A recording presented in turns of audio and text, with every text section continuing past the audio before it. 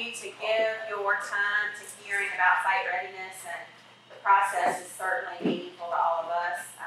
Have some elected officials in the group today and other leadership from the county and city, and we appreciate you taking the time to spend with us. First, I'd like to say thank you to our team at the partnership for working to get the application filled out and to do the site study and to go and get out on the gators that Greenwood Metro was so nice to allow us to utilize. So thank you to all of our partners in that regard. Our landowners couldn't be with us today, but Paul is actually videotaping the presentation so that we can share that with them, as well as the reports that we will get from Duke and from Quest and Centera. So trying to do things a little differently. Some of you also asked me when you walked in, and you said, is this going to be the same thing we've heard before? And it's not. We're going to mix it up a little bit today and try to talk a little more about trends and things that are changing in the economic development world, as opposed to just kind of what we always know and want to affirm. So at this time, I would ask that we go around the room, and then I'll have a couple more comments, and we'll turn the program over. So we'll start with you, James. James Bateman, Greenwood Partnership Alliance. I'm Steve West. I'm with Duke Energy and support Greenwood County from an economic development. So.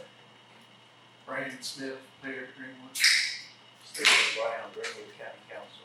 Ray Brooks, Piedmont Technical College. Toby Chapel, Greenwood County. Leo Lane, Duke Energy. Jason Acquisition Support. Frank White and the Self Family Foundation. Scott Joseph, Atlanta University. I was waiting for the answer. Well, Paul Kennan, Marketing Director of Greenwood Partnership Alliance. Dan Warren with Centera. Keith Gabriel, Duke Energy. Ed Warren, Greenwood Partnership Alliance. Randy Gordon with Duke Energy. Dewey Evans, Quest Site Solutions. Lindsay Cannon, Quest. Sarah White request. So a couple of you in the room, this is your first, and I'm looking at the mayor for one.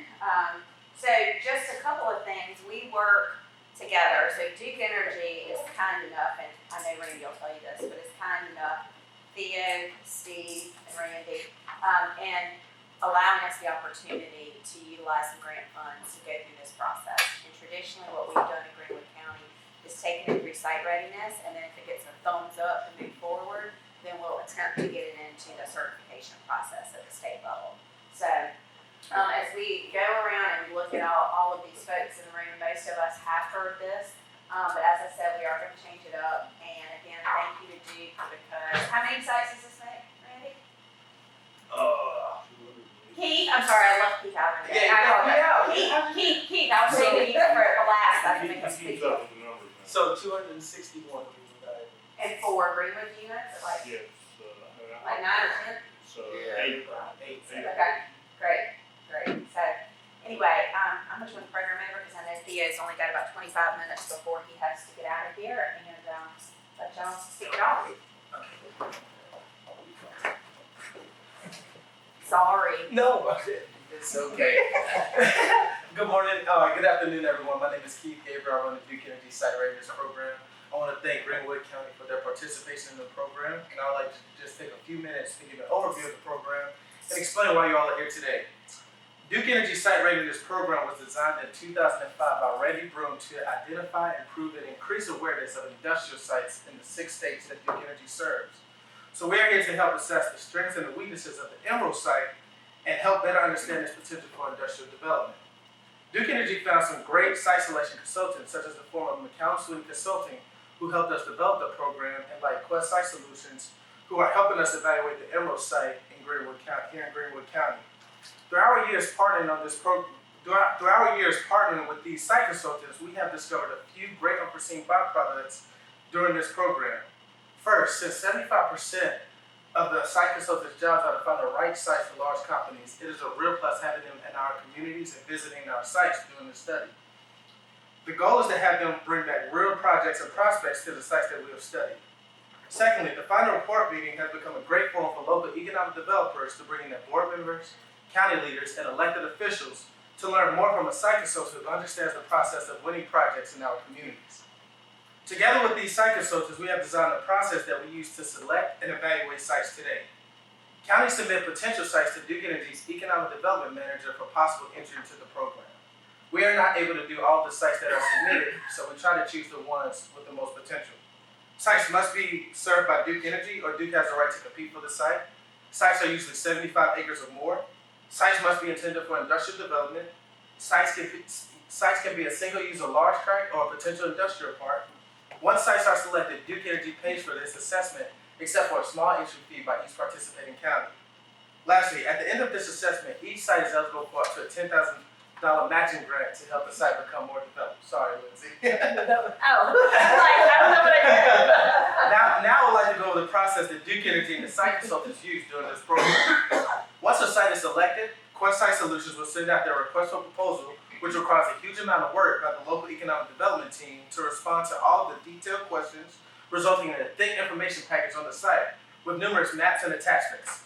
Then we come to the community for our initial site visit, which we treat just like a real visit by an industrial prospect.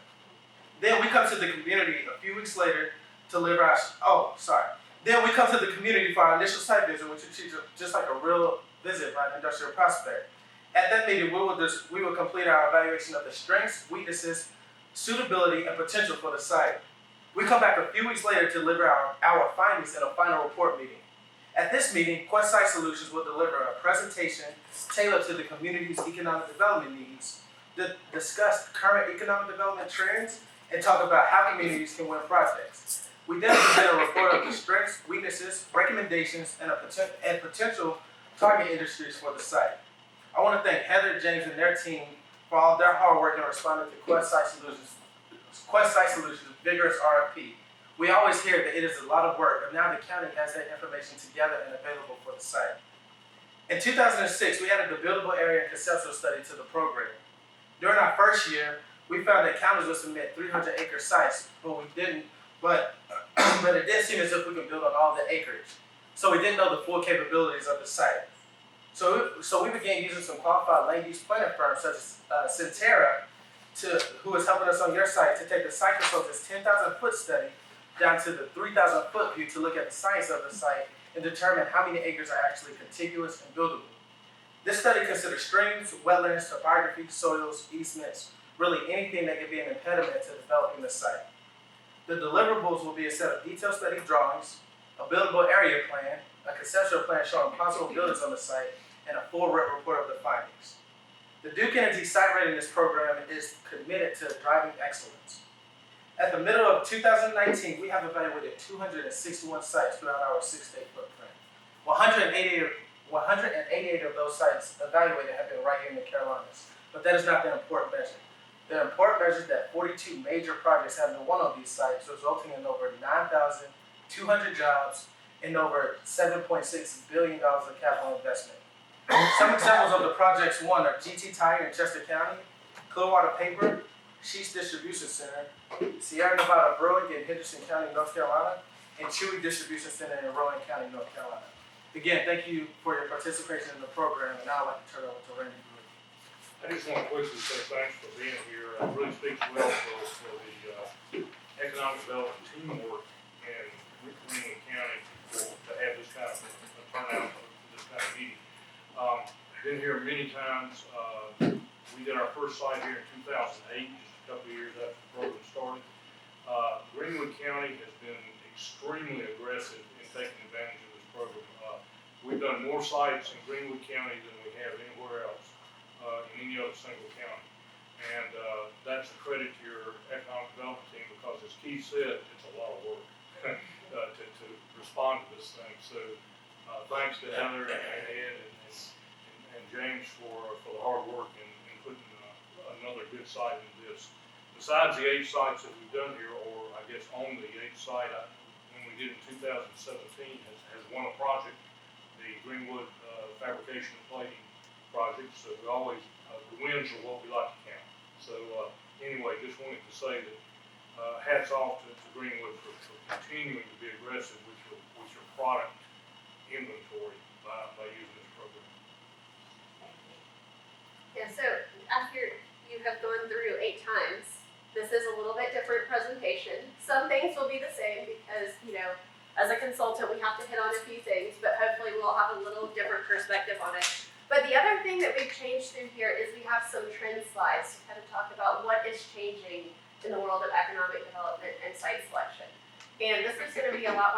for all of us if it's interactive. So do not hesitate to raise your hand, shout out, and stop me throughout. And then I've asked kind of the front table up here is when we get to some of those trend slides, don't let it just be Sarah and I chiming in, is everybody kind of see what they're seeing and talk about that. So feel free. I always like to start with this because it kind of summarizes the presentation, and then we can come back to it at the end, and it kind of hits it home. But attracting investment in jobs is more competitive than ever. That's really the site selection piece. And being prepared creates a competitive advantage. So for the agenda, I'm going to talk a little bit about Quest. Keith mentioned McCallum Sweeney Consulting. McCallum Sweeney closed last spring. Sarah and I were both there about 10 years, and so we went over and created Quest Site Solutions. So I'll talk a little bit about that. And then I want to talk about the site selection process today. Then we'll talk about site readiness, and then Sarah will jump into the sites and then turn it over to Dan to talk about some of the conceptuals. And we have there at the bottom questions, but really please ask the questions throughout. So Quest Site Solutions, we are now a little over a year old. We're doing the exact same thing we were doing at McCallum Sweeney. First and foremost, we are helping companies decide where to locate new facilities. We do new facilities, we do expansions, we do consolidations, and we work from East Coast to West Coast. Out of that, we also have our economic development practice. And this is really helping economic development organizations prepare their property for those projects, such as the Duke Site Readiness Program. So this is Sarah and I's project experience over the 10 years, and this kind of fits in 3 buckets. The first one and the biggest one is the manufacturing. So you'll see up there in the top center is Mitsubishi Electric Power Products. We did a transformer facility for them. The next big bucket are distribution facilities, and so you see over there the Dollar General in yellow. We do not do retail whatsoever. So our Dollar General work was always on the distribution side. It was not on the retail side. And then the third bucket is corporate headquarters primarily. And the other yellow one up there is Hertz. We help them move their headquarters from New Jersey down to Florida. And that slide is the announced projects. There's always the fun of going through jumping through the hoops, and then those projects, maybe they stall out, they cancel, all of that. But those are just the ones that we can talk about there. I always think the most interesting one is the Boy Scout. Yeah. Okay, so since you brought that up, I have to tell you, it was my very first project when I joined McCallum Sweeney, and I thought, oh, I'm cool, I'm a site selection consultant. The project went to West Virginia, but we got in a Black Hawk helicopter flying doors open. And I'm like, I have the coolest job in the world. The sad part is it started way up top, and now it's like, But I enjoyed I don't those know. gators on these yeah, tours. and now I'm like, hold on, what happened to the Black Hawk helicopters flying us around? So that was that's one of those once in a million projects, but it was definitely a fun one. And then this just is a visual of our team. You have the 3 of us right here that are full-time, and then we are housed with O'Neill, that probably is very familiar to most of y'all that are building the Tajin facility. And so a lot of their team members also wear 2 hats. So they'll have a Quest role, and then they also have an O'Neill role. And I put this up here because we'll talk about a little bit later. One of the trends that we're seeing is having a lot of drone videos on the site. And so we actually have someone on our team that if we get down to our finalist locations and they don't already have drone videos, we're able to send him out to those properties. So it's something that we're inputting into the site selection process. So the site selection process today. First of all, this is one where you've probably heard before, but you kind of have to hit it home. Is there some fundamentals? One, site selection is all about the profit. Companies aren't just doing this for fun. They're investing in new facilities to make a profit. It's also deadline driven. We used to have like years, months to do a project. Now it's the time frame is shortened, but it also is being driven by our clients who needed the capacity yesterday. So by the time they pick up the phone and call us, they're already behind. They're saying, I need that yesterday. So it's sped up the whole entire process. It's competitive, and it says that there are multiple options. It could be Greenfield Site A versus Greenfield Site B. It could be Greenfield Site A versus expand at an existing facility. And that brings us to our first trend. What are the projects looking like right now? One, we're seeing a ton of competitive expansions. And this is a difficult one because a lot of times as a community, you may not even know that you're under consideration for expansion. It's also one of these things is there could be a lot of investment in this. So it's really important to be in tune with your existing industries and talking to them and knowing what they're doing. Also, on the impact of tariffs and reshoring, we're seeing a lot of that. The tariff side is really from making an impact across a variety of spectrums and industries. It's not, I think we hear about it a lot in the upstate because it's affecting the automotive industry, but it really is hitting a lot of different industries. But also the reshoring, having that made in the USA stamp is becoming more important. Project size, from the project side, the investments are getting bigger, especially there's more technology going into the process, but maybe the job numbers are decreasing. And then I can't talk about projects right now without saying workforce. And we'll get to that and have a whole slide to talk about workforce, but I couldn't leave it out of this slide. And I'll just add kind of on competitive expansions. I mean, I think a lot of communities overlook that, and those are some great projects, and they don't give them the attention there, but it really helps too on the recruitment of new companies too. So when I'm looking at a community, I'm talking to existing industries, and if I see there's been a lot of expansions in that area, obviously something's going well in this community, it's business friendly. So it really helps sell on the recruitment side as well. So I think it's really important to be in tune with that. And, I think some of the tariffs and things are why some people are doing expansions maybe versus pulling the trigger on new facilities too. So sometimes we've seen a little bit of uncertainty where people may be putting that Band-Aid on for now to say, okay, we can just expand in a facility, try to live us through the next few years before we pull the trigger on a new facility. So some of that uncertainty that's out there, I think is why we've seen an uptick on that expansion side. But always just hone in, don't overlook your expansions in your existing industries in the area. Anything y'all have seen for the project I side? would chime in on that. I mean, yeah, and I'm with Duke, and I have responsibility for all of our footprint in South Carolina. The number of projects that we're seeing is down. The number of projects the Department of Commerce is seeing is down. Nelson, Lindsay, and I, matter of fact, we cried together for a little while this morning, on the phone. The projects that are coming through are good projects, but the numbers aren't as good.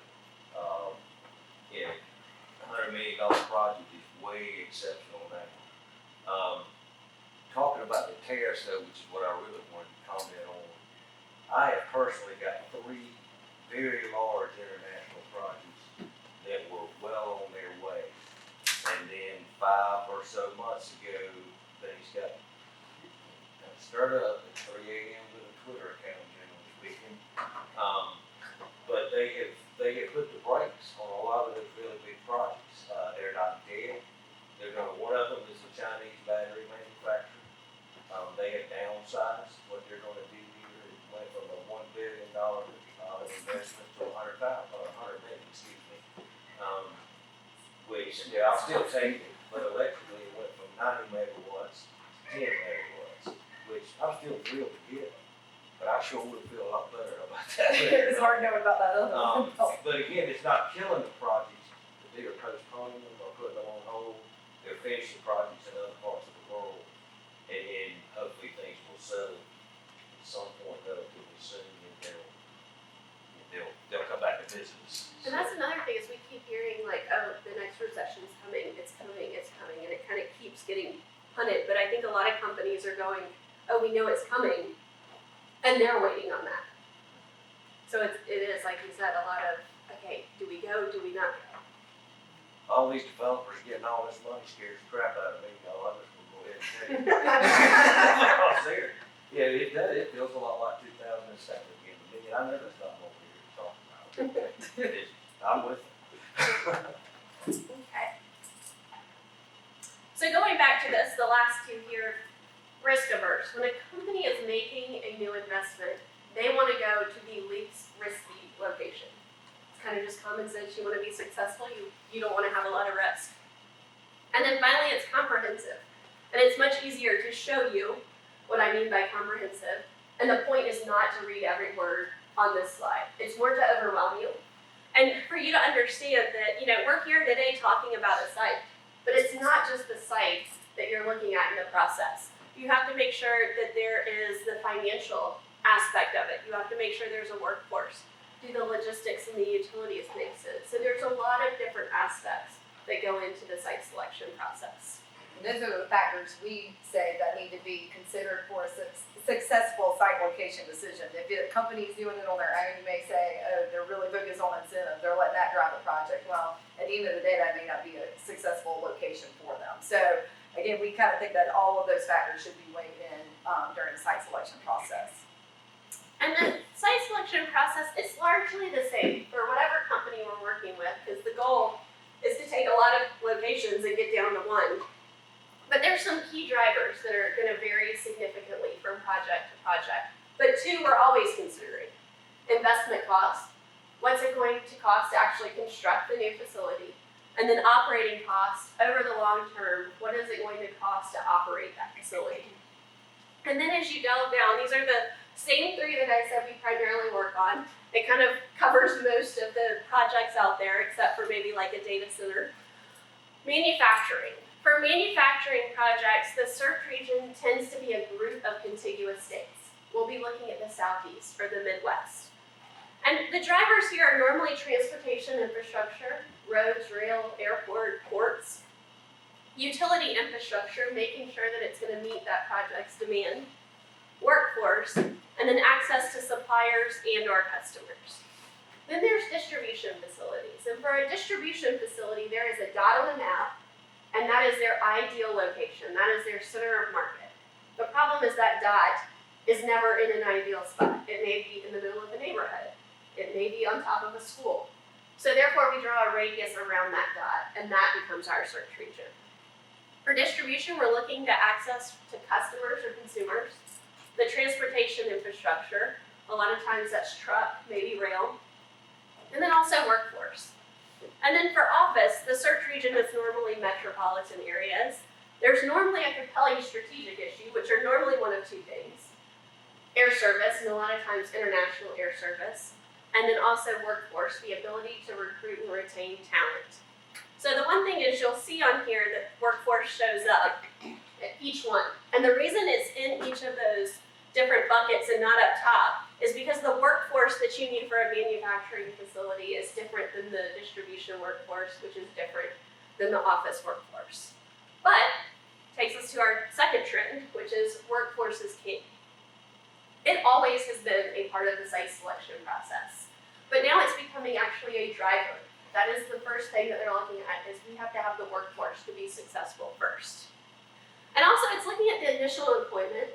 Who's going to be those first 100 employees that staff this facility? But now people are starting to look at farther out. What is it going to be 5, 10, 15, 30 years down the road? They're investing in this facility for the long term.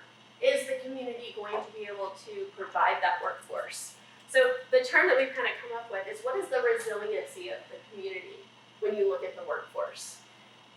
There's a lot more data available today than there used to be. As we were talking about earlier, a lot of times it's about how you're presenting that data and how you're analyzing that data. It used to be we look at county populations. Now we're looking at drive time populations. How about their skills and soft skills? So much we hear today is the workforce is about, oh, you need a skilled workforce, you need a skilled workforce. But sometimes we forget about those entry-level positions, that a lot of times they need those soft skills.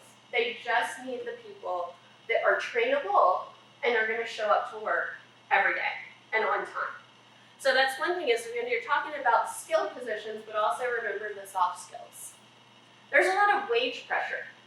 So, as a company comes in and they're maybe at the top of the market, now your existing industries are feeling that pressure, that they're losing some of their employees, so they're going to have to start bringing their wages up. So it's great for a community as a whole, because now your per capita income is increasing, but sometimes that's at a detriment of your existing industries. Cross-training, not, oh, this is my job, I only know how to work this piece of equipment right here, and this is all I do. Now you have to know how to work all the pieces of equipment in a facility and be able to move around to the different ones. And we're also seeing a lot of part-time, not full-time employees. We see a lot of this in the distribution market is they only want to work a certain number of hours and they don't want to work above that. And unfortunately, a lot of times that's due to some of the federal subsidies that they're getting. They've realized they're smart enough to calculate what that threshold is that they cannot get over, and they only want to work a certain number of hours because they don't want to give that up.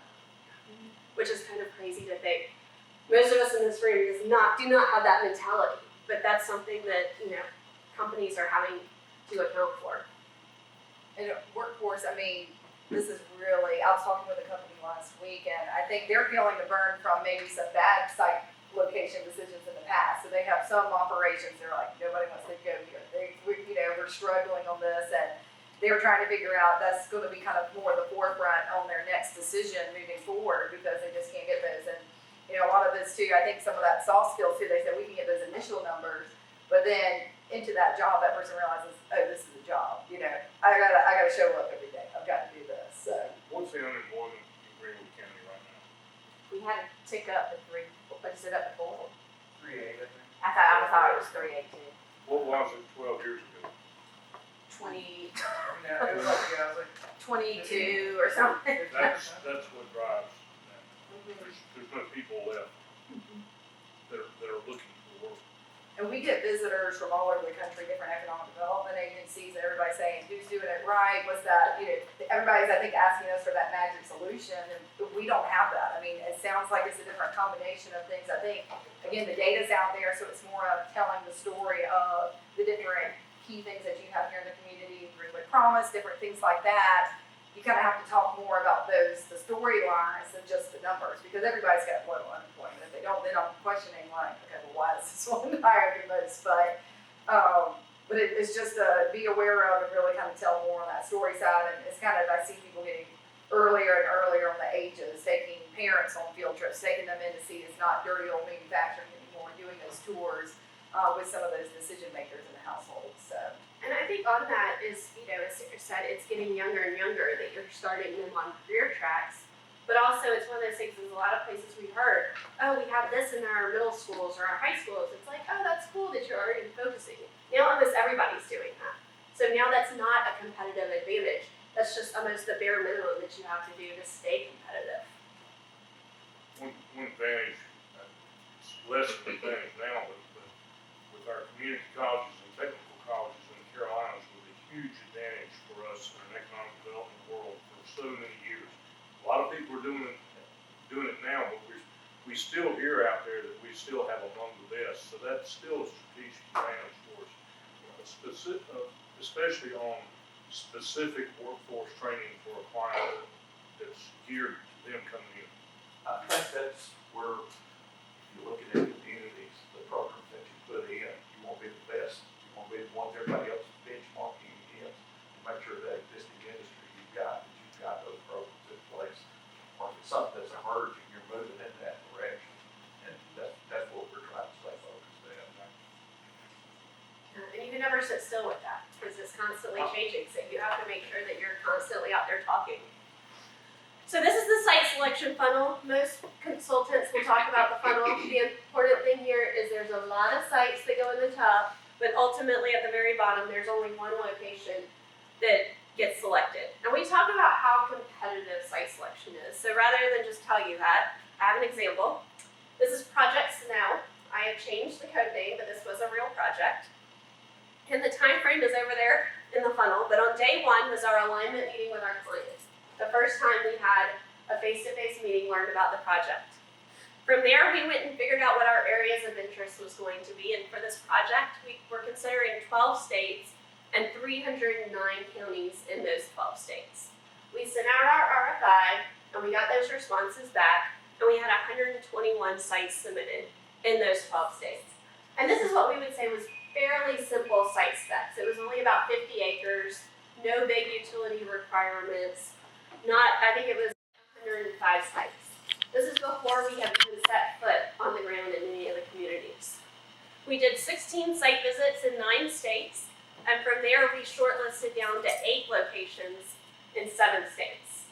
And that was by day 86. So in a 3-month time period, we went from considering 390 counties to 8 actual physical sites. At this point, this project actually got put on hold and then eventually got canceled. But we would eventually have worked our way down until we were down to 1 location.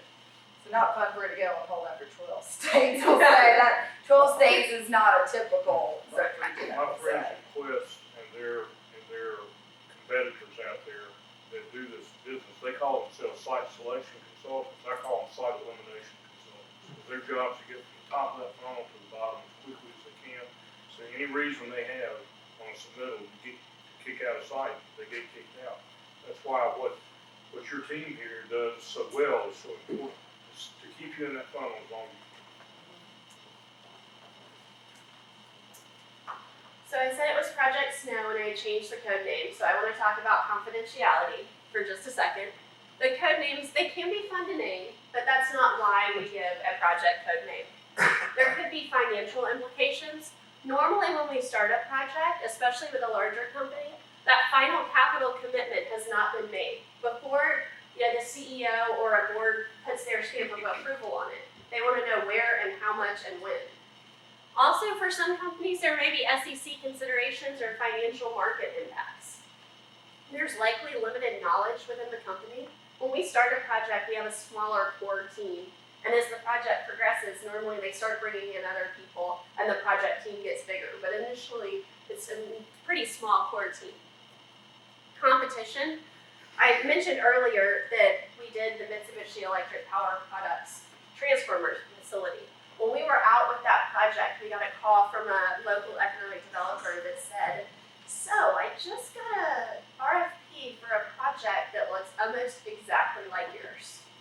Well, that was a little weird for us as consultants. We're like, is our client using somebody else too? So we gave them a call, and actually it was one of their competitors was trying to build the exact same facility. And so then all of a sudden, it was Project 21 and it took 21 months.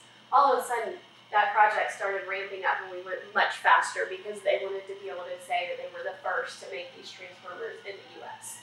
So that just goes back to you don't want your competition to know what you're doing. Disruption. Then it says to existing workforce and existing locations. This is definitely important for a headquarters project. Think about if all of us work together at a corporate headquarters. And I said to Sarah, hey, did you hear that we're looking at about relocating?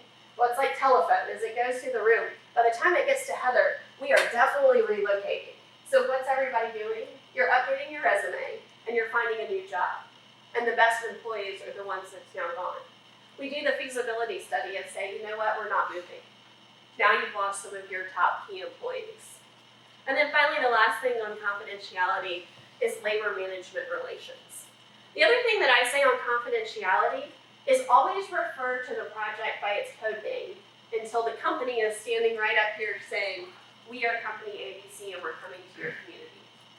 Even internally for us, we know who our clients are, but we refer to them by our project code names. That way we don't accidentally slip and say who the client is when we're out in the field. So that's always my recommendation is you just never say the company, even if you know who it is. So then talking a little bit about transparency and the Amazon HQ2 definitely put the site selection world on the map. There's a lot more people that understand what I do now than did before. Like family and friends are like, oh, you do like Amazon did? Yes, that's not at Amazon. A little bit different, normally a little bit smaller. But this was very, very public. They also kind of have a bad rap from what happened in New York now. So not only were they very big and splashy in public, but also kind of has a negative connotation because what happens in New York. But the thing that we're asked is, do you see this being a trend of all of a sudden it's going to be more public? No, I think most companies are still going to fall under that, confidential, wanting to follow a code name. The other things we're seeing on the transparency side is incentives. Packages are getting more public now through FOIA and other requests. So having that in mind as incentive packages are being offered. Also from the tracking side of things, making sure that the incentives offered, the companies are actually living up to what they said they're going to do. And that kind of goes into the clawbacks. Clawbacks have been there for a long time. It's just they weren't always enforced. And so now with a lot of the media attention that's getting into the incentive packages, now you're starting to see more and more clawbacks being enforced. Foxconn's another one of those big examples out there. You know, they've scaled back a ton on their thing. So it's just, I feel like the past couple of years, there's just been these big headline-grabbing projects, but at the end of the day, I don't think it's really going to change the process for us. That it's still going to be confidential, but you may get questions from different people. There's always that financial responsibility as elected officials and economic development representatives, so there's always that. But again, I don't see it swinging to a public process. That's just something that we see it in the news with all of that, but I can't wait to see all the different case studies that come out from the Amazon project there, but just something to be aware of that. We've seen that as a trend, but I don't think it's really going to change the process. And it kind of goes back to, this is before Sarah and I, but at the California, they did the Boeing Dreamliner project, early 2000s. And that was one where Boeing actually went out very publicly with that project. But that was because they wanted to make sure that they didn't offend any states. They wanted to say, hey, we are giving everybody a shot at this. And so, you know, that happened in, let's say, early 2000s. And it was years before Amazon HQ2 that was kind of another big splashy name. So even then to now, we haven't seen that big of an impact. But there's always going to be kind of that one-off that is, you know, wants the media attention and wants to be big and splashy. Any other comments on transparency? No? So this is the site selection process. You've all seen it. I kind of talked about it from the funnel. But I want to talk about this a little bit differently of who are you competing with at each phase. So first is the planning phase. This is a lot of times before you even know that you're under consideration for a project. So this is when you're preparing to compete. This is when you're doing your site readiness. This is when you're working on your workforce. This is when you're developing your incentives toolkit. You're always working on something, but you're always preparing to compete for those projects. Particularly with your website, because a lot of things are done desktop before you ever know you're even being considered. And we were talking about that earlier. Y'all would get the call at a different stage than you get now because they've already eliminated so many communities just based off of the data that's out there. Yeah, very much so. So phase one is when we're determining what are our areas of interest and we're getting down to our candidate locations. So normally phase one, we would get down to 8 to 12 locations. So in the Project Snow example, this is when, by the end of phase one, we would get down to those 16 shortlisted locations. At this point, you're competing against the minimum criteria. We've said we need 50 acres, and we need rail, and we need to be within 200 miles of a port. If you're submitting 36 acres, you do not meet the minimum criteria, and we're going to put you in the eliminate bucket. So at this point, it's really about the minimum criteria. It's not necessarily South Carolina is competing against Georgia. It's do you meet the criteria? Phase two is when we're starting to get on the ground and we're doing a lot more due diligence. We have a thick few-inch binder at our phase two milestone meeting. And by the time we get down to our finalist locations, those are 2 or 3 locations. All of those would work for the project. So now, in this phase is when you're beginning to compete against the other locations. All of them moving into phase two, they meet the minimum criteria. So now we're starting to compare location A versus location B versus location C. Phase three is when we get into our negotiations. This is when we start getting our incentive requests, we're doing our due diligence. At this point, you're still competing against the other locations, but now you're really also competing on that project pro forma. We're comparing location A to location B in our cost model and being able to tell what is that percentage difference between the locations. So as Heather teed this up perfectly by saying one of the trends we're seeing is that information availability. More research is being done at the beginning, and that's really driven by, there's a lot more data available out there. Even our clients are coming to us, whereas they used to say, okay, maybe we need to be east of the Mississippi, now they may say we need to be from Georgia to Virginia. They've already done a lot of their homework and their due diligence. They also come to us with a lot more perceptions of things. Some of those are correct, some of those may not be as correct. One of the things that I think is interesting is we've had a prospective client recently that's considering a location, and as we dug down and said, okay, why? Well, we've met with them.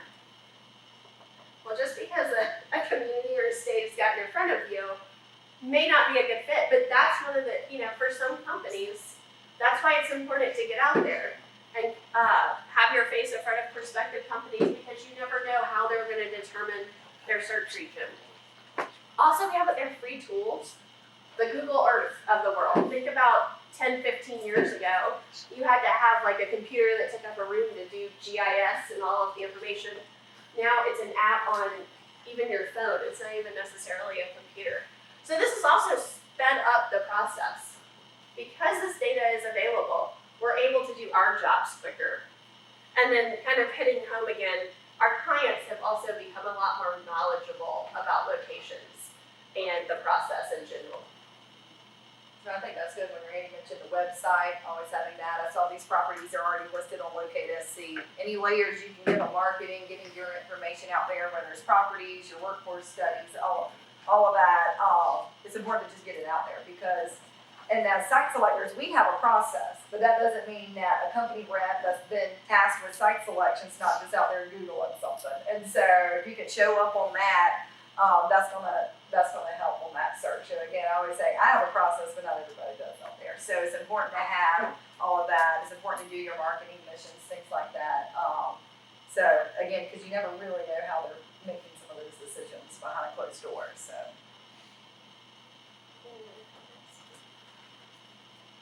Okay, I'm a consultant, so I have to talk about incentives. So they need to be part of your overall economic development strategy.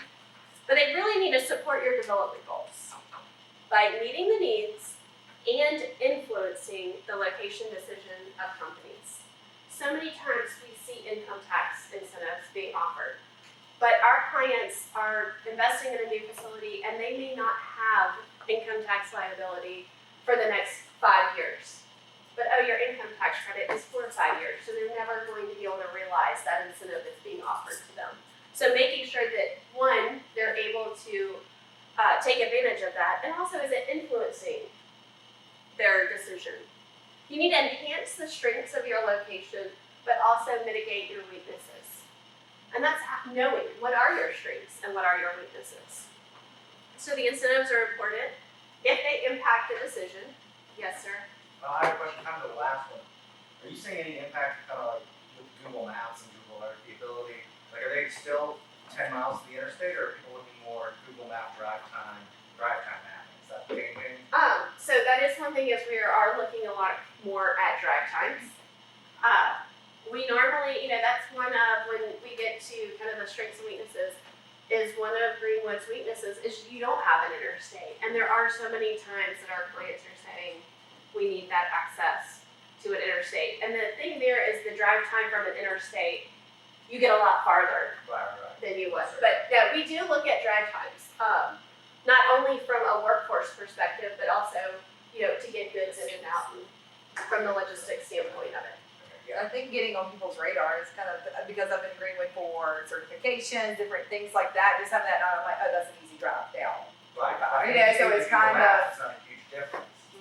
so it's just kind of getting that knowledge out, which is hard to just tell everybody in the world, hey, it's not really that bad of a drive, because sometimes you are going to just miss that initial cut, just because you can't help it. But, and I think the other thing too, kind of with drive times and commuting, or looking at how many people are leaving the county, to really hone in on how many can maybe stay here versus leaving too. So that's also an important part with that. If it's easy to drive out, they can just stay here too. So. And that we're going to jump ahead to site readiness, but it brings up a good point for site readiness is if they have a preference to be close to an interstate, the sites that you're submitting have to be, there's no perfect site, but they have to be almost perfect because you want to make sure you check every single one of their boxes except for that preference for the interstate. But if you have a few boxes that you're either have question marks or are unchecked, and there's another location right by an interstate, that's the one that may make it into the retained pile. So that's where site readiness in a community like this becomes almost imperative to make sure you're putting absolutely almost perfect material out there. So incentives are important. They impact the prospect's decision. They differentiate one location from another, meaning that you're not putting the same incentive package out for every single client. They have different needs, understanding that. And then they also increases importance as the decision process proceeds. I always say don't put everything out on the table the very first meeting you have. You want to be holding some things back so when you get to the negotiating table, you have something else to pull. Oh, I'm going the wrong way. I have to go down. This is actually showing, I talked about earlier, comparing location A to location B and location C. This is actually a snapshot of what we do for our clients. And there's 3 spreadsheets. This is just the very last one. But the first spreadsheet is the before incentives page. This is no incentives, this is what the cost would be to go to that location. Spreadsheet B is the incentives that are offered on that project. And then the C is the after incentives. So it's taking before incentives, taking the incentives out, and you get what the actual cost will be.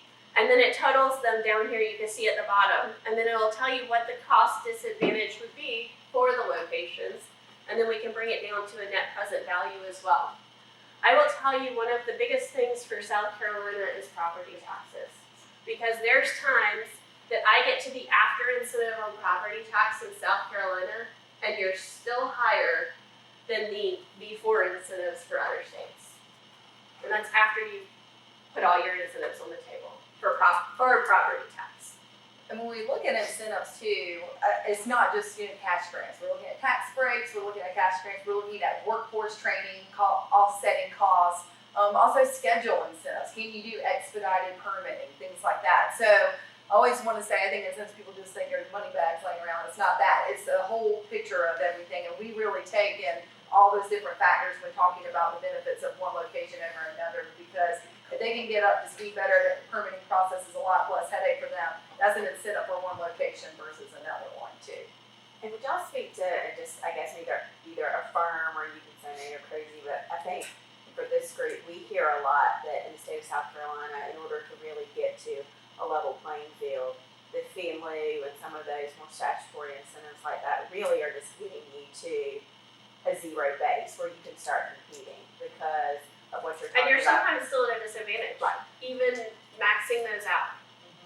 Because sometimes I think we get in the mindset that, we're, community X is doing a fee and lieu in an SSRC, and that maybe sounds rich or whatever, and then another community may look at that differently, but at the end of the day, really, you're just trying to offset your certain spreadsheet.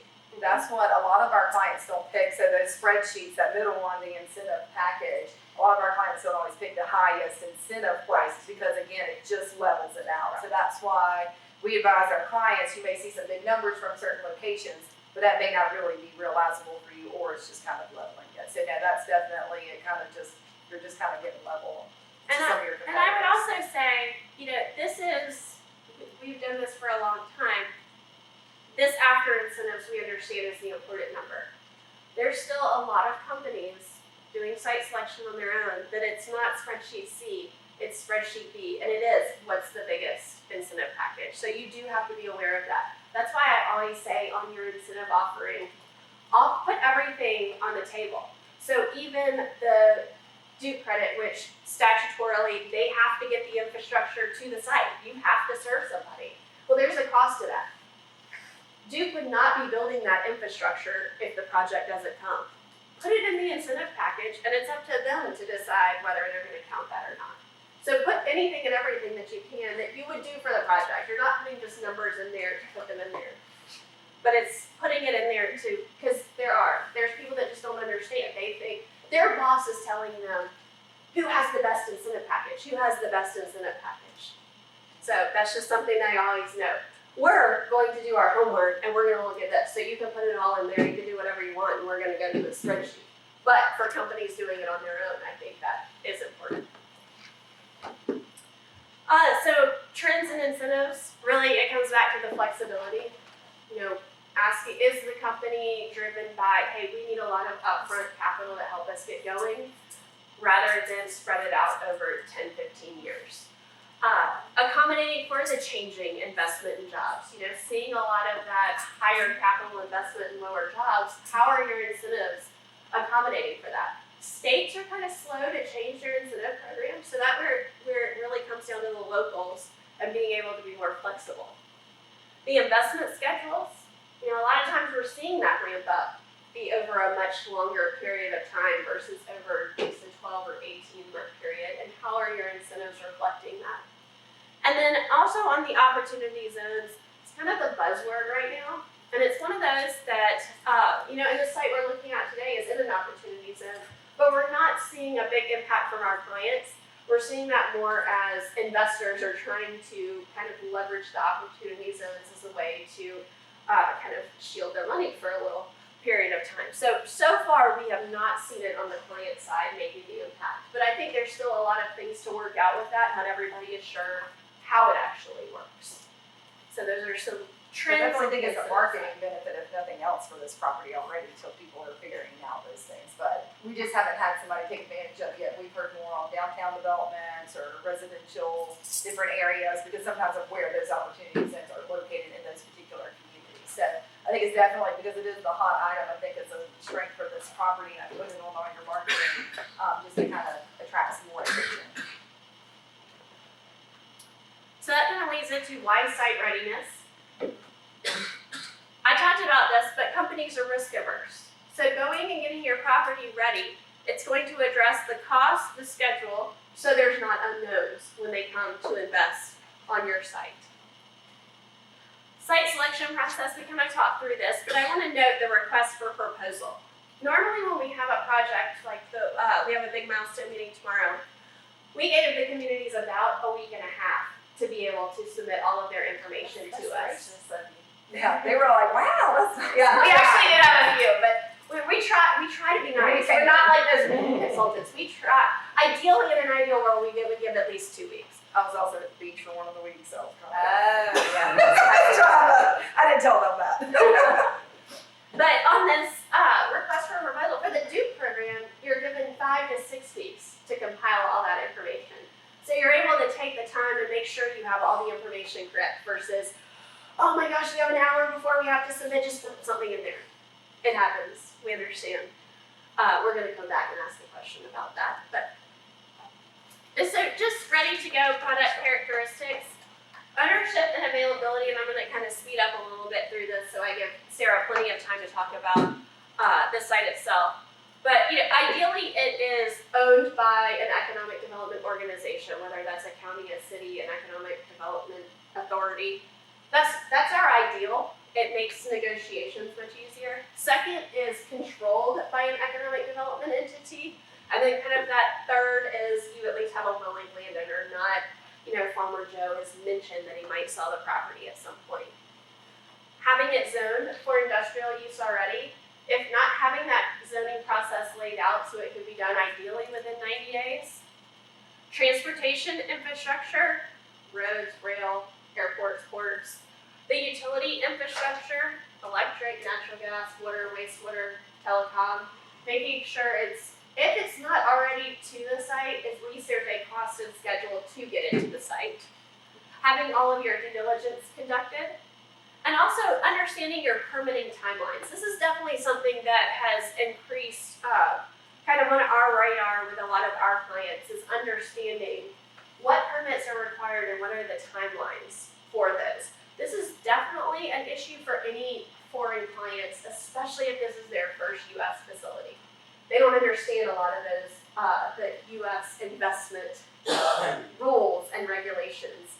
Shall we say. We have someone that told us they want to build a facility, and then in a few years as they expand, they just want to take the roof off and go up a story. We're like, we don't really do that here. But those are the type of things where they need to understand what does that look like. And you don't know what that company's perception is. So I have a client, they were terrified of stormwater permitting. They didn't have anything out there. I was kind of like, just the regular construction, but where they were at that local jurisdiction, it took longer than the expansion did to go through the permitting process there. So you never know what people have battled before, so that's what, you're part of our deliverable, we've kind of outlined a permitting guide, because I think just kind of knowing who to call, what permits to get that from the state, the local, what things might be triggered, that can help you on that marketing side, say, hey, it's super easy here, we're good to go, so not a problem. So then the very last trend on site readiness, we always used to talk about certified sites. You have to be certified sites. It's going beyond certification now.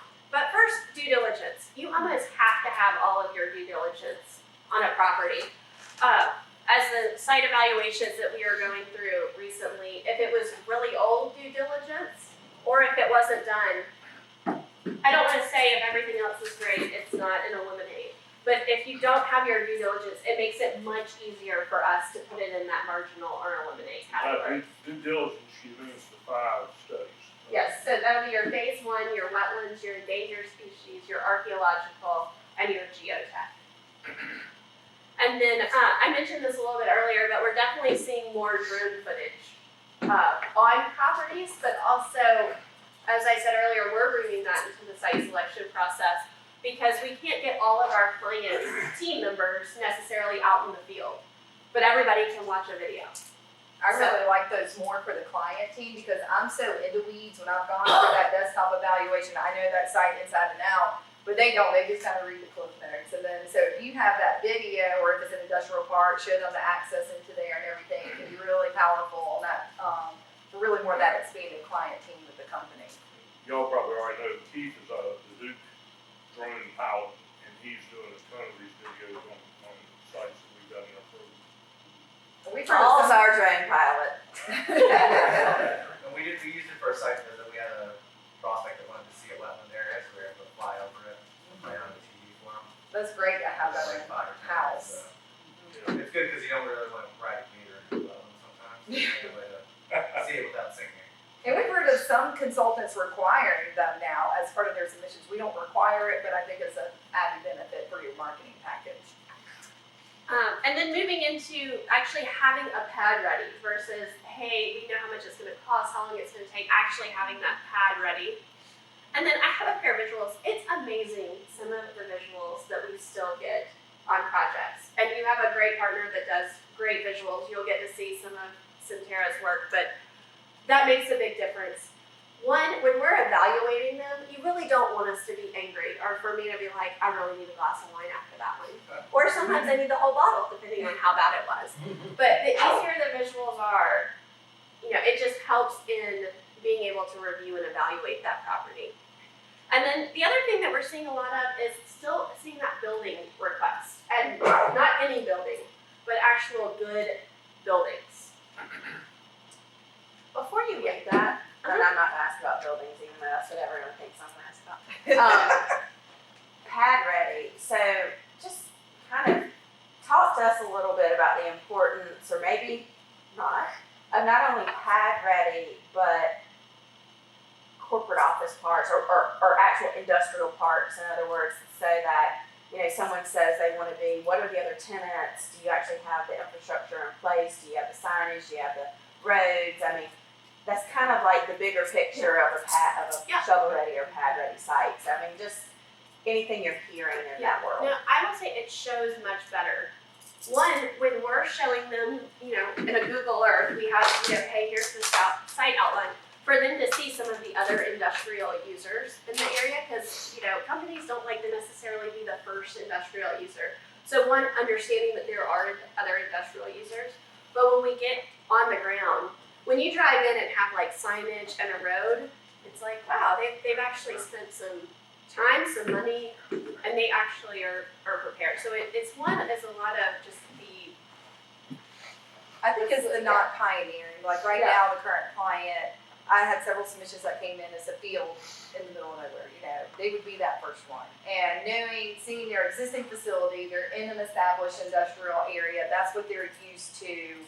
I see them leaning more towards that industrial park versus just pioneering. So there will be some that are fine with that, and there's got to be somebody one day, to be the first. But I think it does look better.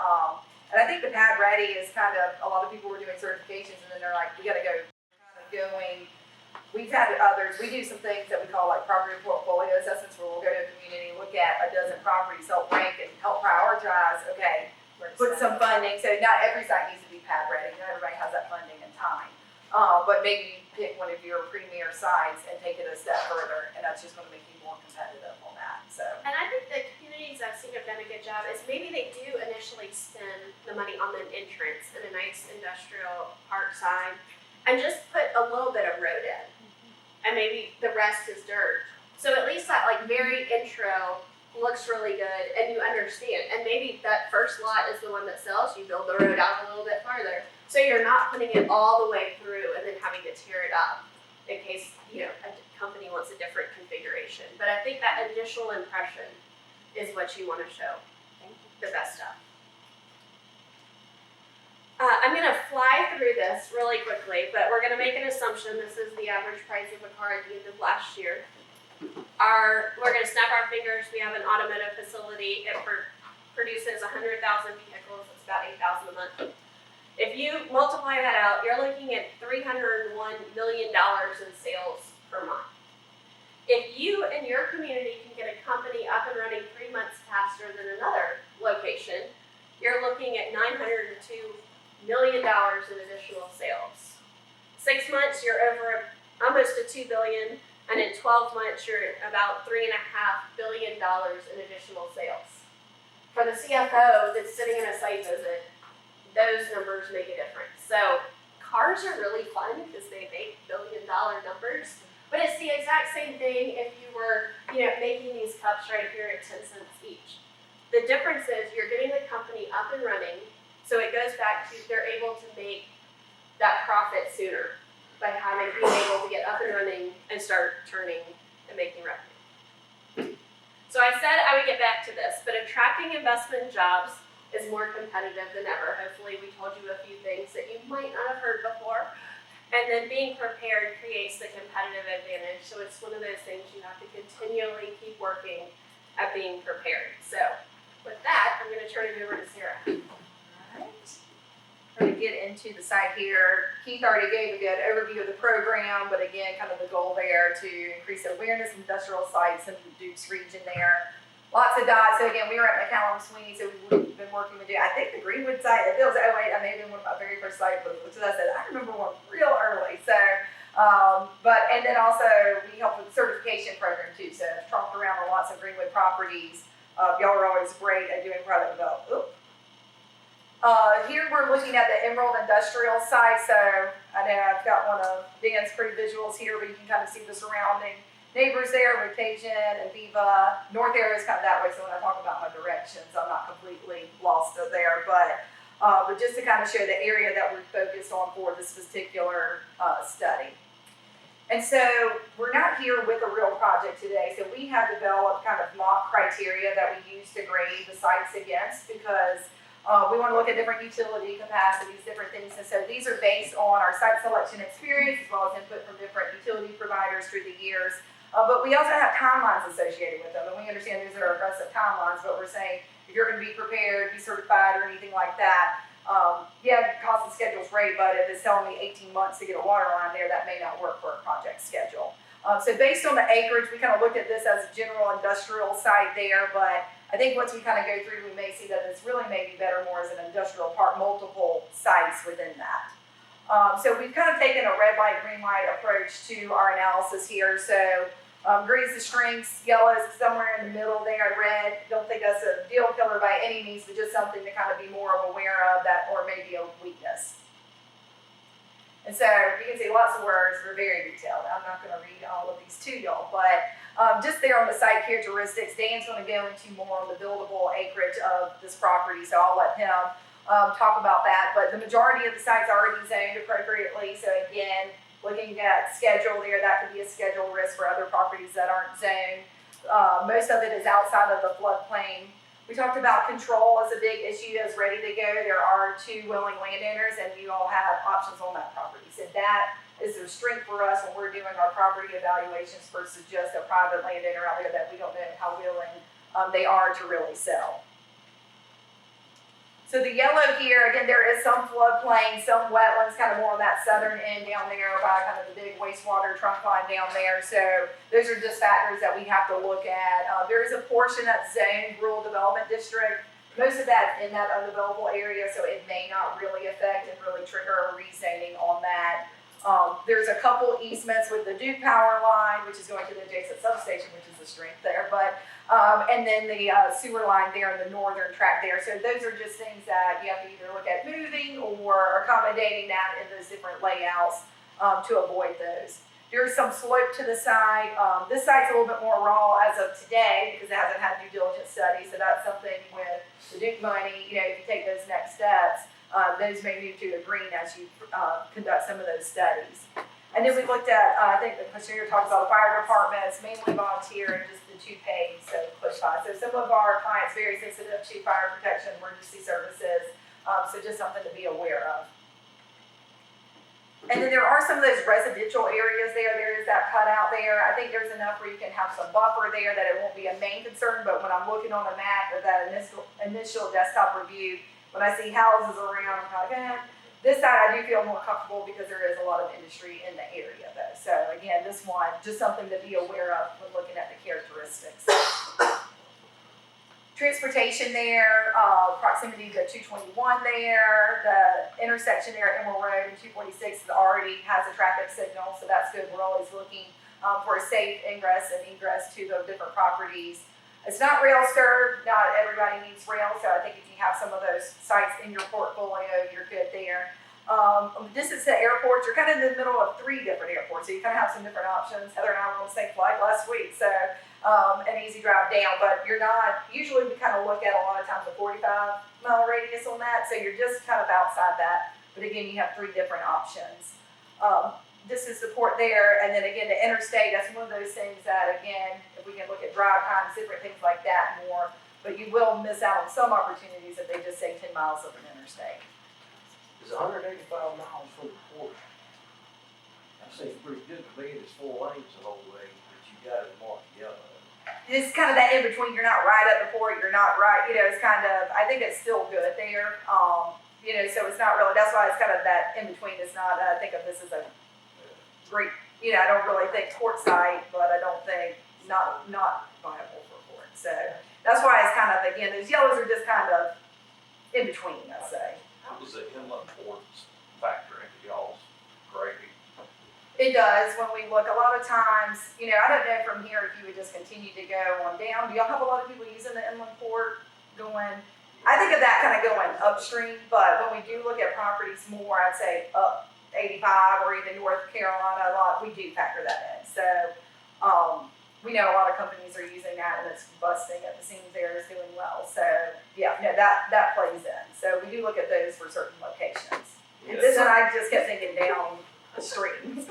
Similar to the 3 different airports, we're also lucky because we can direct to Charleston, direct to Savannah, and then we also have someone in the community that uses Wilmington. So Wow. we do have a lot of different options in the way of ports.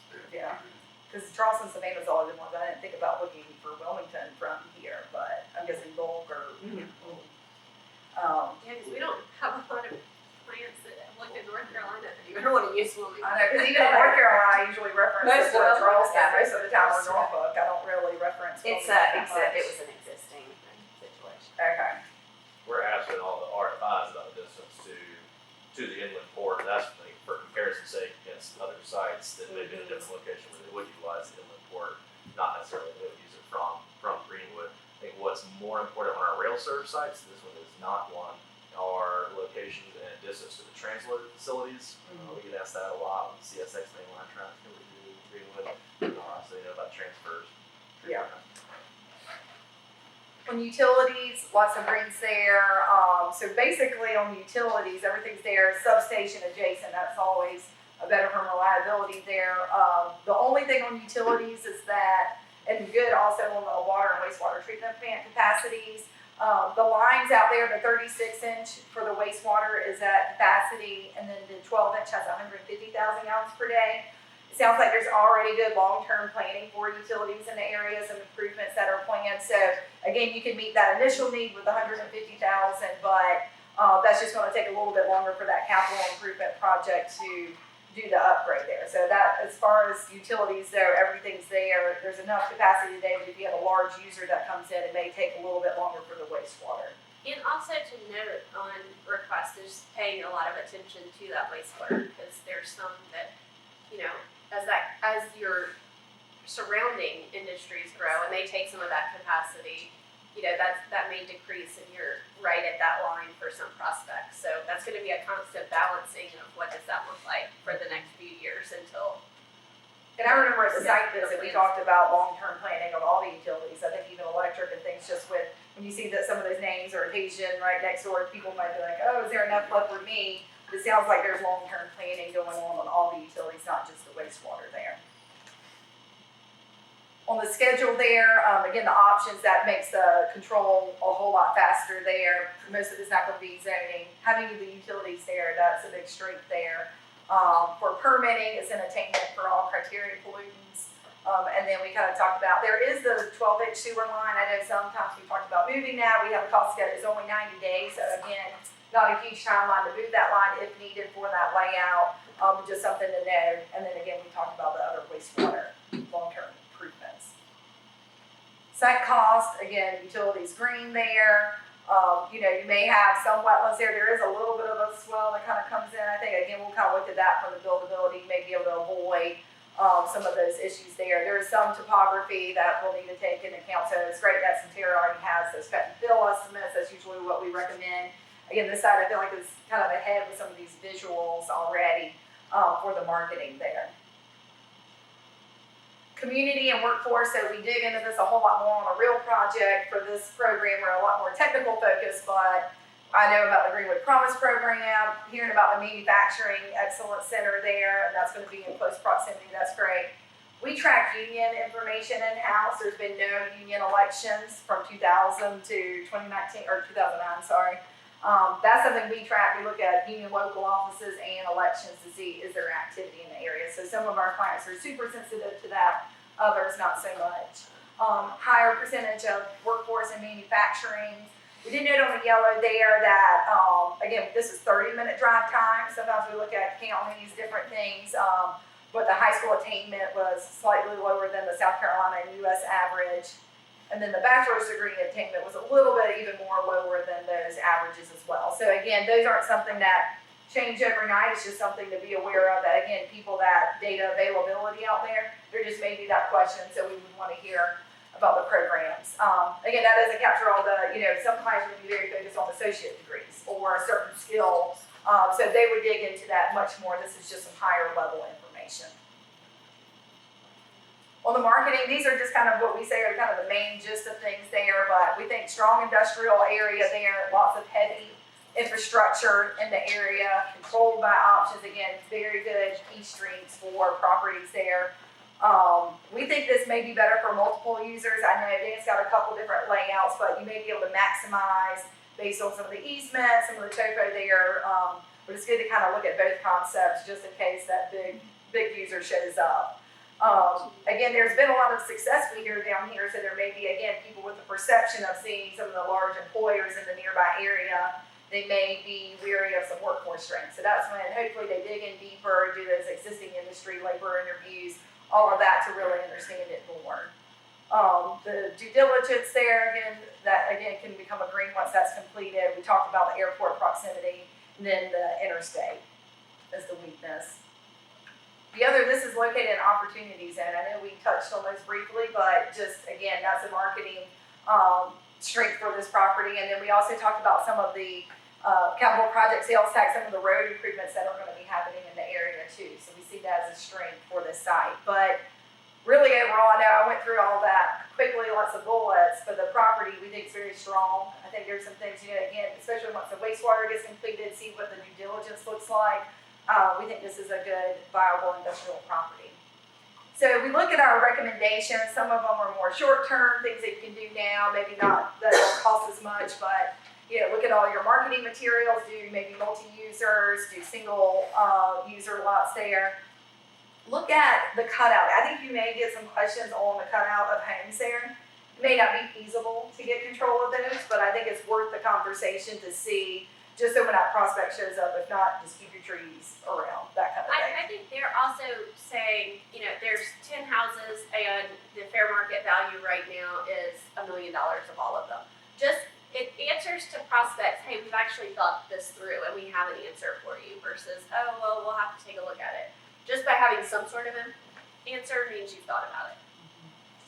When looking at the layouts here, look at keeping the 12-inch sewer line, look at removing it, just kind of, again, have that flexibility with some different options there. I felt comfortable at the site visit, but again, talking about those long-term utility improvements because there are some big industrial users out there, some that are coming online, some that are already online, to just make a prospect feel comfortable about that. And then if you do multiple users, maybe think about how do you want this park to look? Do you want it to be a park? And so we say usually draft some protective covenants to say, do we want metal buildings? Do we not want metal buildings? What are those needs within your portfolio really of the kind of park that you want? And then more long-term, more of the high cost, again, those due diligence studies, and then there's already been some of that cut and fill estimates, but as you kind of fine-tune it more with the due diligence studies, you can fine-tune those even more and get some detail on that. So we also look at potential end users. This is not a detailed target industry study by any means on that. So we've considered Duke's, DOC's, and Upstate Alliance's target industries to just see, okay, maybe these could be a fit for these certain categories there. So you can kind of see we did a high, medium, low to kind of justify our recommendations. We thought because of, again, that long-term heavy industrial utility capacities, looking maybe more at chemicals, plastics may be fitting for there. We have kind of those mediums of automotive, pharmaceutical. We said, well, we know you have the genetic center, but if you need something larger out there, maybe that can accommodate that. Again, we weren't looking at all the sites, but I'm just kind of familiar with some of them. Food and beverage, again, once those improvements are completed, information technology, textiles. And on that, I thought maybe more advanced materials would be a better target. Also, the advanced manufacturing, noted that again, that manufacturing center, so some of that. So, again, some of these overlap with Upstate Alliance and DOC. Everybody has a different word that they use for whatever industry, but those were just some of our high-level looks at some potential industries for this property. So Dan, I know, trying to give you some time here. So this is the buildable area map. So what we construct this map from is looking at doing desktop research, looking at wetlands, floodplains. We do a slope analysis map, which tells us everything from gentle to steep slopes on the sites. Usually from a slope analysis standpoint, anything below 33% is considered gradable. 0 to 10 is very gradable. 10 to 20 starts to get a little bit more expensive, but still gradable. 20 to 30 starts to get a little steep. When you're above 30% slopes, it starts to get kind of costly to grade in those areas. So one of the things we pulled in here, so this area has slopes of 30 to 36%, which is still not, they're not terrible, but they're difficult to grade in. So we marked this area as what you consider a non-buildable area, but again, for a cost standpoint, if you're grading around that area and you have to grade into it some, it's not prohibitive. You can still grade some in those areas. These are wetlands and floodplains on the far south end of the site. From the standpoint of slopes, this entire northern section here is very flat. We've laid out anywhere from 200 to 400,000 square feet in that area. I think the most cubic yardage we've seen is maybe 30 or 40,000 cubic yards to move to grade it out for a pad, which for a building that size is very good. Normally, if you're used to looking at topo maps, when you see these lines very close together, that's where there's an issue like you see here, and you see in these areas here, you have vast areas that are pretty wide open, which means these are very gentle slopes, easy to grade. We've been out to the site and looked at it, and you can tell that it's easily gradable site. A fair amount of the site has already been cleared as well, up here on this end here. So from a buildable area standpoint, 72, 73% of the site is considered buildable. Even in the Duke Energy transmission line right away, you can have crossings and parking lots and things like that as long as we've gone through the the correct measures to make sure. And again, even going back to these steep slopes in this area, they can still be graded if the right type of developments come into place. So the one layout that we came up with was multi-building. Just looking at how the site kind of breaks up, our initial thought was to set this up as 4-building layout, ranging anywhere from 250,000 to 325,000 square feet. These 4 buildings in total, I think, are about just under 1.1 billion square feet, with adequate parking, loading dock facilities, stormwater detention. And again, so here we show a crossing that goes across the Duke Energy right away. This one does include a relocation of that sewer. So if I go back and I'll show it a little bit more clearly. There's an existing sewer line here, 12-inch gravity line that runs along here. So to maximize this flat area to build on, we have shown a reroute here, and we have a cost associated with that as well, what that reroute would cost and timeline to fit the larger facility here. See if this was on that layout. So on the larger 1 million square foot footprint, with this layout, of course, with something of this size, there's no way to avoid the steeper slopes in this area, so that you are filling in that area. But even with this layout, I think our preliminary grading showed about 300,000 cubic yards of earth to move for a 1 million square foot facility, which is not outrageous. So that, I mean, even for a large footprint, it could still fit, but you still have this area to the north of the right of way that could fit another facility. How many houses were in that cutout? It's probably about 12. They're Right in 12. front of your building. Right here. That's a residential thing. Right. So in 12. both of the layouts we attempted, more or less in this one, we attempted to keep about a 100-foot tree buffer around that area in that case. But if that was able to be obtained, of course, you kind of open up the whole area as a much different layout, really. Which y'all, Dan, correct me if I'm wrong, y'all take in like the minimum zoning buffer requirements and Right. all your If we look plans, at so that, zoning ordinance and then to determine buffer distances and things like that. And we usually try to, when we're looking at it from a preliminary standpoint like this, we try to add a little bit more, not just keeping it right up against the minimums. But, so these are just some of the visuals for the 2D layout. This is a 3-dimensional model we put together for, I believe this is the northeast building. So this would be this building here, looking at it looking as if we were looking north. And this is a 250,000 square foot, but this area, if done slightly different, could fit potentially up to 350,000 square feet in that area. Dan, on that finger that kind of comes in with the floodplain and stuff, is there anything showing up as far as a wetland, like in that kind of the steep So, topo, or? That was one of the, so in here, so my assumption based on just experience, you probably have some wetland to a certain point in there, and it could potentially run into here as well, but more than likely it probably runs into this point here. Because this is a small ravine that's, a lot of this feeds stormwater to this point, or down into this area here, which catches it and then runs it down into the floodplain there.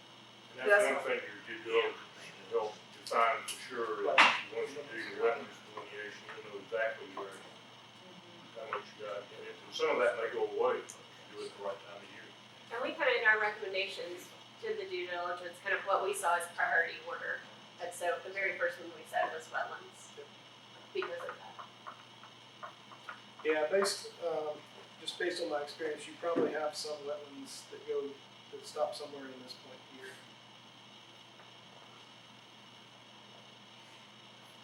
So as you go forward, one thing I've mentioned, Centerra's done a really good job. They do a good job for us, helping understand the capabilities of the site. They already have a lot of this in their system, so they can help you going forward. Now, I think it's safe to say that if you had a client coming in to you know the exact configuration of their facility. Probably wouldn't take them too long to plot their building down on your site, and that's pretty powerful if you can show. We've done that with colors before. We couldn't really go as deep as their actual logo and things like that, but we took their colors and put, instead of our white, gray, and blue, we went and put their colors into the 3D model.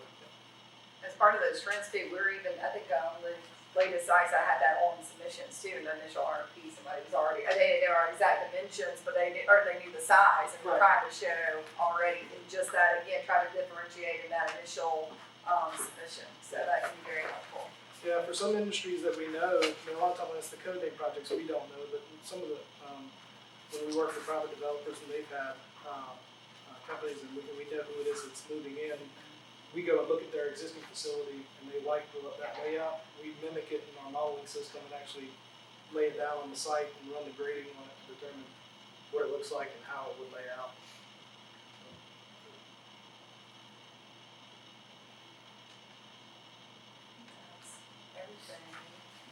Any questions for Dan or Wes? Or Luke. Let's put Steve on the spot, let's do it.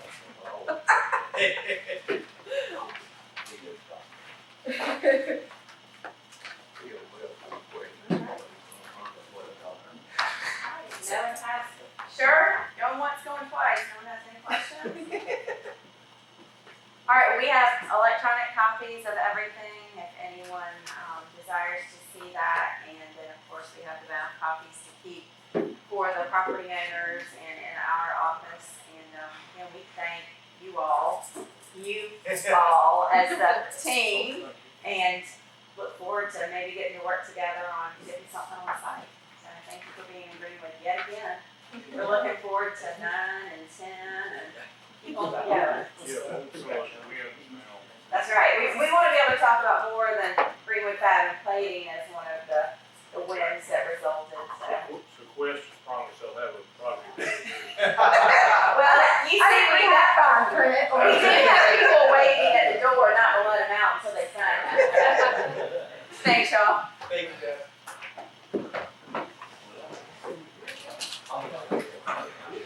What? That was perfect. Was it 3:31? 3:30? That's how I really thought.